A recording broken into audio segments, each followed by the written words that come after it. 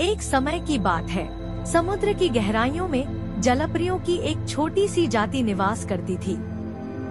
ये जलपरियां सामान्य जलपरी से भिन्न थी। उसने एक प्राचीन और दुर्लभ हीरे, हार्ट ऑफ ब्लू लाइट, की रक्षा की। इस हीरे ने समुद्र का संतुलन बनाए रखा और समुद्री जीवन की रक्षा की। ऐसा कहा जाता था कि यदि यह हीरा समुद्र से निकल गया तो समुद्री जीवन नष्ट हो जाएगा और जमीन पर तूफान आ जाएगा।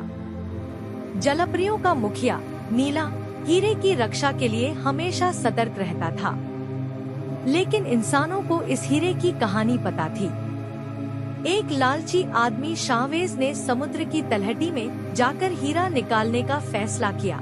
शावेज अपनी नाव और आधुनिक उपकरणों के साथ समुद्र में उतर गए। जलपरी ने शावेज को हीरे के पास आते देखा और डर गई। जलपेरिस की एक युवा लड़की इरा, जो अपनी बुद्धिमत्ता और बहादुरी के लिए जानी जाती है, शावेज को रोकने के लिए निकलती है।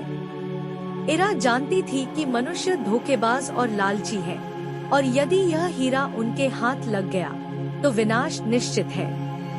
इरा शावेज के पास पहुंची और उससे बात करने की कोशिश की। शावेज पहले तो इरा की बातों को नजरअंदाज कर देता है, लेकिन फिर चालाकी से उसे धोखा देता है और हीरे के करीब पहुंच जाता है। जब शावेज ने हीरा छीन लिया तो समुद्र में हलचल मच गई। लहरें बेकाबू हो गईं और समुद्री जीवन अस्त-व्यस्त हो गया। शावेज ने अपनी नाव पर वापस जाने की कोशिश की, लेकिन लहरें इतनी तेज थी कि नाव पलट गई। इरा शावेज की मदद करती है, लेकिन साथ ही उसे समझाती है कि हीरा केवल समुद्र की सुरक्षा के लिए है और इसे चुराना खतरनाक हो सकता है। शावेज को अपनी गलती का एहसास हुआ और उसने हीरा लौटा दिया। जैसे ही हीरा अपने स्थान पर पहुंचा, समुद्र शांत हो गया।